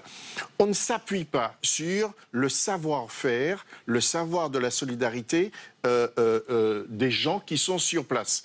Comme s'il y avait 2 France, une France tempérée qui dit la chose suivante, qui dit le droit, et qui donne des conseils et qui arrive avec des vivres vers les gueux. Et puis, la France, je ne dis pas d'en bas, mais la France des Outre-mer, la France de la Caraïbe, la France de l'océan Indien, etc., etc. Et il faut que cette France multiple, cette France qui se vante d'être la 2e puissance mondiale du monde grâce aux Outre-mer, assume cette responsabilité, assume cette multiplicité, et je suis sûr que la prochaine fois, on ira beaucoup plus loin. On va continuer sur ce débat. On va revenir à la situation très concrète. Arnaud Fraisse, les secouristes sur place, on a ces images terribles de ces îles dévastées. Comment peuvent-ils travailler? Quelle est l'urgence pour eux? Alors par exemple, nous partons, l'équipe part demain avec des médecins et nous emmenons 300 kilos de médicaments et notamment des médicaments en fait pour les maladies chroniques. Donc on va pouvoir rééquiper en insuline des gens qui n'ont plus leur traitement, etc. Donc c'est un travail effectivement qui est aussi un travail de soutien psychologique parce que rencontrer un médecin, pouvoir discuter avec un médecin, ça permet certainement quand même d'évacuer aussi un peu les choses. Et à côté, l'équipe de sauvetage des Blémans, elle va pouvoir donner un coup de main justement pour réhabiliter, je sais pas, un dispensaire, l'hôpital, le toit de l'hôpital, comme on l'a fait à Greenville. À la Grenade en 2004, par exemple. Ouais, capitaine Tanguy Bagné, ça passe par quoi l'action des sapeurs-pompiers sur place? Alors c'est d'être au contact de la population, mais d'essayer d'être au contact de toute la population. Dans un premier temps, ce sont les accès principaux qui vont être dégagés. Les structures institutionnelles telles que les hôpitaux, la préfecture vont aussi être mises en état dans les plus brefs délais. Ça permet de coordonner l'intervention et c'est vraiment un point clé. Après, il faut aller vraiment chercher la population au plus loin. C'est la difficulté, on le voit bien sur vos images, les accès sont tous encombrés, inondés, donc il y a un gros travail de déblai, de découpage des arbres, de retirer les câbles comme on le voit actuellement à l'image. C'est vraiment un travail de longue haleine, et pour toucher chaque habitant, eh bien, il faut s'engager, il faut parfois envoyer du personnel à pied dans des conditions difficiles. Il ne faut pas oublier que l'ouragan José est passé à proximité, qui a dû contrarier temporairement les opérations. Donc vraiment, c'est une opération complexe et inédite. Nous n'avions jamais vécu sur les îles antillaises, en tout cas un ouragan de cette telle ampleur, telle dimension. Voilà un petit peu l'action. On va aussi contribuer au niveau des sapeurs-pompiers et des forces de sécurité civile à apporter des rations alimentaires, de l'eau potable bien sûr, et aussi tout ce qui va être l'extraction des personnes vulnérables. Une personne vulnérable, ça va être un enfant en bas âge, une personne âgée qui ne peut plus rester dans une habitation endommagée, donc on la rapatrie sur un hébergement plus approprié, éventuellement sur une structure médicale. Ouais. Laurent Vibert, c'est qu'on voit poindre cette polémique sur les défaillances de l'État. On sait qu'Emmanuel Macron est attendu demain à Saint-Martin. Est-ce que, selon vous, en termes de gestion de crise, eh bien, il y a eu défaillance ? Alors moi je serais positif puisque je pense qu'en gestion de crise il faut l'être. Je pense qu'il va falloir capitaliser sur ce que l'on a appris et faire un véritable retour d'expérience en dehors du rapport de l'Assemblée ou sénatoriale qui aura son intérêt, mais il faut vraiment faire un retour d'expérience. La preuve en est, c'est que M. Fraisse qui est ici présent avec Secouristes sans frontières part demain et c'est pas une gestion, on en a discuté hors du plateau, qui est installée dans quelque chose d'entendu avec la cellule de crise interministérielle. Donc il y a quand même des bonnes actions qui sont menées et je les souligne ici et j'en félicite les différents auteurs au niveau des ONG qui participent en dehors du système national de secours. On se retrouve quand même avec des déficits d'organisation. On a un système en France qui est un système qui est assez ancien. Je pense qu'il serait utile d'aller vers une organisation comme les États-Unis avec une agence fédérale comme la FEMA qui gère la globalité des situations d'urgence et de catastrophe avec des moyens dimensionnés. La cellule de crise interministérielle à Beauvau, elle est vieillissante et pourtant elle n'est pas si âgée que ça. On n'a pas suffisamment de postes, il n'y a pas assez de gens aguerris à la gestion de situations de crise puisque ce sont des vrais métiers, tant sur l'information et la communication que sur l'organisation globale. Je pense que ça devrait participer à améliorer le dispositif, mais je tiens à souligner quand même les efforts qui ont été faits par l'État français, par l'ensemble aussi des acteurs qui sont sur place et qui travaillent aussi dans l'ombre à Paris ou en région parisienne avec tous les ministères, que ce soit le ministère des Armées, les Affaires étrangères, la santé, etc. Chacun collabore et je suis persuadé, en tant qu'humain et ancien officier des pompiers de Paris pendant 25 ans, que les gens ont voulu bien faire, mais qu'il y a des points de progrès. C'est là-dessus qu'il faudra être vigilant et avancer. Luc Laventure, je sais que vous devez nous quitter dans un instant. Un mot justement sur cette défaillance de l'État. Les critiques sont-elles justifiées selon vous ? Alors, je ne vais pas parler de défaillance de l'État parce que, comme vous l'avez dit il y a un instant, je crois que les choses ont été faites, bien faites, avec beaucoup de bonne volonté. Mais je crois qu'il faut reprendre ce que vous avez dit il y a quelques minutes, c'est-à-dire à partir de cette expérience, à partir de ces quelques bavures, il faut, se rapprocher des populations locales. Il faut se rapprocher des expertises locales. Quand on dit que c'est la première fois qu'on a eu un cyclone d'une telle ampleur, je pense que sur les 3 dernières générations, chacune des générations a connu au moins 3 à 4 cyclones d'une ampleur peut-être pas aussi violente, mais très forte. Et je pense qu'il y a des pratiques qu'il faut remettre en place de façon à ce qu'effectivement, nous puissions ensemble surmonter quelque chose qui n'est pas qu'un phénomène parisien. Merci Luc Laventure. Alors cet après-midi, Édouard Philippe a fait de nombreuses annonces, notamment à la nomination d'un délégué interministériel qui sera chargé de coordonner les secours sur place. On l'écoute. Ce que vivent nos concitoyens de Saint-Martin et de Saint-Barthélemy, c'est une série d'événements climatiques jamais vus, jamais enregistrés par leur intensité et jamais connus par la puissance des destructions qu'ils ont engendrées.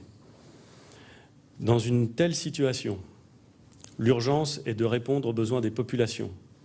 La mobilisation des services de l'État a permis le rétablissement de l'ordre public et le début d'une réorganisation des services publics. Tous ceux qui s'improvisent, experts en gestion de crise ou en logistique exceptionnelle, pour faire naître des polémiques qui me semblent aussi inutiles que contre-productives, ne rendent service ni aux populations locales, ni à ceux qui essaient, par leur travail, par leur engagement et par la qualité professionnelle dont ils font preuve, de leur venir en secours et de leur permettre de revivre plus sereinement. Hervé Le Treut, parmi les critiques faites à l'exécutif, il y a cette sous-estimation du phénomène météorologique. On nous dit qu'un cyclone est prévisible, à la différence des tremblements de terre, par exemple. Est-ce que vous pensez, là, qu'il y a eu une erreur de la part de l'État ? Le temps pendant lequel il est prévisible est un temps très court, en fait. Parce qu'il y a vraiment une différence qui rappelle quand même les crises sismiques. On peut attendre le prochain événement de ce type-là sur les mêmes îles, sera peut-être dans 5 ans, peut-être dans 20 ans, peut-être jamais. Et puis, quand il se déclenche en quelques jours. Alors effectivement, la météo est capable de faire un suivi à peu près exact, ce qui est énorme par rapport à ce qui savait se faire autrefois de ces cyclones. Mais le temps de déclenchement est quand même très court. Le temps de déclenchement est très court. Et c'est ce qui fait que la prévention la plus en amont possible est nécessaire. Et on peut pas espérer, je pense, se confier uniquement à cette période qui est celle qui suit le moment où on est certain de la puissance du cyclone. Au vu des prévisions météorologiques, il aurait été peut-être plus prudent, je vous pose la question, Tanguy Bagné, d'évacuer les populations les plus fragiles. Vous parliez des personnes dialysées, des personnes hospitalisées sous insuline. Sur les îles de l'arc antillais, les alertes cycloniques sont annuelles, elles sont fréquentes, les populations sont habituées. Au-delà de l'ampleur de ce phénomène, la méthode du confinement est la meilleure solution. Elle fonctionne, et je pense qu'elle a bien fonctionné également malgré l'ampleur de ce cyclone, puisque le bilan est malgré tout assez faible, et tant mieux et heureusement. Donc les populations sont habituées quelque part à se mettre en confinement dans leur habitation. Bon, il y a certainement des axes d'amélioration à envisager, compte tenu de l'ampleur, encore une fois. Est-ce que cette catégorie d'ouragan va se renouveler plus fréquemment ? Nous ne le savons pas encore. Donc ces populations qui se confinent, c'est encore la meilleure solution. Évacuer une île sur Saint-Martin, par exemple, c'est, côté français uniquement, c'est 35 000 habitants environ. Avec les préavis qui sont extrêmement courts de quelques jours, c'est une mission très difficile. Est-ce que nous ne créerions pas des situations de crise plus terribles que de laisser les gens confinés ? Actuellement, le retour d'expérience est quelque chose qui nous montre que le confinement est efficace. Vous êtes d'accord, Laurent Vibert? C'est vrai qu'il y a cette polémique naissante avec aussi une meilleure gestion dans la partie néerlandaise de l'île où on voit aussi les soldats, l'armée qui sont dans les quartiers, qui contrôlent. Ça empêche peut-être d'avoir ces images de pillage, d'insécurité qui viennent ajouter au chaos que l'on peut voir. Alors, je n'étais pas sur place, je ne suis pas sur place, donc il est toujours dur de juger. Je pense que même cette polémique-là, de dire du côté hollandais, ça a été mieux géré, je dirais qu'à la limite, ce n'est pas le souci, ce n'est pas le problème. L'impératif pour nous, pour les secours, pour la France, c'est de porter assistance à cette population qui a tout perdu, ou quasiment en partie. C'est ce que chacun fait. Ce qui est important, c'est de voir, comme on a pu le faire et on progresse dessus, notamment pour les campagnes de feux de forêt, c'est dans ces périodes cycloniques, comme le capitaine le rappelle, qui sont connues, dont les populations ont l'habitude de subir les affres tous les ans, c'est peut-être, oui, en effet, de prépositionner pendant cette période-là des moyens supplémentaires dans l'arc ilien, de manière à avoir des réductions de délai. C'est ça qui nous a impacter au maximum, c'est que 8000, 9000 km, ça ne se fait pas aussi facilement, surtout avec des modes dégradés de météo, où les couloirs aériens ne sont plus possibles, où les pistes sont plus praticables, et où on a aussi des problèmes pour acheminer avec des bateaux. Donc je pense qu'il faut affiner le dispositif, travailler dans la concertation, travailler là encore sur des plans qui sortent un petit peu, j'allais dire, du mode normal et acceptable. On doit être surréaliste en gestion de crise. Malheureusement, aujourd'hui, on est le 11 septembre. C'est une date qui a marqué aussi la gestion de crise, puisqu'on n'avait jamais imaginé que 2 avions puissent percuter des tours à New York. On n'avait peut-être jamais imaginé qu'un ouragan de ce type-là fasse autant de dégâts sur nos îles. Voilà, on doit apprendre et on doit avancer, travailler et en concertation. Et je pense que la polémique, on la met de côté. Ça ne rassure que ceux qui les écoutent. Ouais. Arnaud Fraisse, la priorité, ce sont les vivres, l'acheminement en eau également. Ça, c'est très important pour les habitants. Oui, complètement, parce que là, en plus de ça, on est sur une île où l'eau est désalinisée, donc en fait c'est compliqué, il faut remettre cette usine en marche très rapidement. Je pense que de ce côté-là, les efforts ont été faits. Nous arrivons avec des pastilles éventuellement pour chlorer l'eau si nécessaire. Et c'est vrai que l'eau est un phénomène, est un problème, parce qu'après, il y a aussi le problème de l'eau ménagère, hein, si je peux dire. Donc, il ne faut pas qu'on installe le choléra. Donc, il faut que l'eau coule partout et rapidement.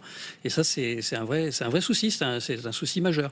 Je vous donnerai comme exemple ce qu'on avait pu faire, nous, en 2004, à l'île de la Grenade, où toute notre équipe, justement, a pu nettoyer à coups de tronçonneuse toute une adduction d'eau qui alimentait à partir de sources dans la montagne la ville, la capitale Saint-Georges. Et ensuite, les équipes, effectivement, ont pu replacer des tuyaux pour alimenter la ville. Donc ça, c'est des choses prioritaires que l'on sait faire et que l'on peut faire. Ouais. Oui. Encore une fois, c'est une situation, Hervé Le Treutre, inédite quand même. On le disait, cette ampleur, ce cyclone qui a tout dévasté. Est-ce qu'on peut s'attendre à une multiplication de ce type de phénomène, selon vous ? Je crois qu'il faut surtout avoir une culture du risque. Le problème, c'est que le changement climatique est en route. Alors, on ne sait pas bien ce que sont ces répercussions locales, mais on sait qu'à l'échelle globale, il y a un réchauffement, il y a une montée du niveau de la mer. Le lien est évident, il est indiscutable aujourd'hui. Le lien entre le réchauffement et les activités humaines est évident. Après, entre le réchauffement et l'ampleur du cyclone, c'est un petit peu plus compliqué parce qu'on n'a pas un recul énorme on n'a pas énormément, heureusement, de cyclones de cette amplitude pour faire des statistiques. Mais ce qu'on sait, c'est qu'il y a d'autres phénomènes qui vont faire que les îles seront mis en crise un petit peu par le changement climatique, par exemple la remontée du niveau de la mer. Et je pense que ce qui est important, c'est de penser à la reconstruction. Si on reconstruit pour des périodes assez longues. Comme je disais, le prochain épisode sera peut-être dans quelques décennies. Et il faut faire attention à ne pas reconstruire de la même manière. Il y a aussi des populations de plus en plus nombreuses dans les zones littorales. C'est des zones extrêmement fragiles et il faudra faire attention à ça. Oui, Laurent Vibert.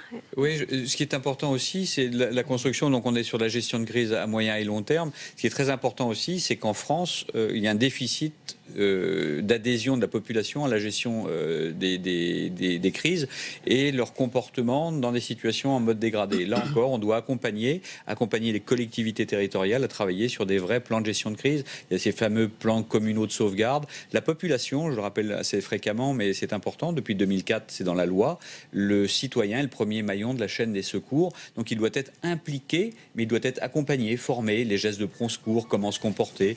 On le voit au Japon, c'est culturel et ça fonctionne très bien. En France, on a encore un petit peu de mal. Vous parliez d'évacuation tout à l'heure. Je n'ose même pas imaginer qu'on puisse, ne serait-ce qu'à Paris, demander l'évacuation d'une partie de Paris ou de sa totalité. Là, on est dans le monde de l'irréalisable pour l'instant, mais je pense qu'il y a un vrai travail aussi d'accompagnement des populations et de formation et d'exercice. On doit se roder à ces gestions de crise. Ouais, on sait que de nombreux sapeurs-pompiers militaires sont sur place. Est-ce que les moyens humains sont là, selon vous, capitaine Tanguy Bagné ? Alors, sur place, il y a eu bien avant, quelques jours avant le passage de l'ouragan, des forces mobilisées et prépositionnées sur Saint-Martin directement. Alors, il s'agissait principalement des acteurs locaux, des pompiers de Martinique, de Guyane, mais aussi de Guadeloupe. Qu'est-ce qu'on fait quand on est prépositionné, justement ? Alors, avant le passage de l'ouragan, il faut également se confiner. Même si on est un sauveteur, il faut se mettre à l'abri, puisque là, l'ouragan va détruire votre matériel, sinon on va blesser vos personnels. Donc, il faut se confiner le temps de la crise, et ensuite, on peut passer tout de suite à l'action, puisqu'on est sur place. En soutien des acteurs locaux, qui, eux, ont également perdu leur matériel et leur structure. La caserne des pompiers a été détruite, malheureusement.